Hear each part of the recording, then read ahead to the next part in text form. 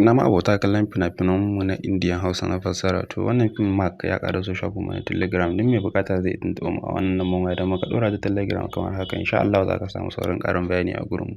Wannan fim Mark ya yi matuƙar kyau, ya yi kyau sosai da sosai. Duk da dai na san dama kuna kallon jarumin kun san shi. Kawai abin da za ku yi shine ku tuntuɓe mu a Telegram ta wannan lambar waya kamar haka da muka ɗora. Insha Allah za ku samu saurin ƙarin bayani a gurinmu. Ko ku tuntuɓe mu ta WhatsApp domin mu gaya muku yadda za ku yi ku samu Telegram ɗin.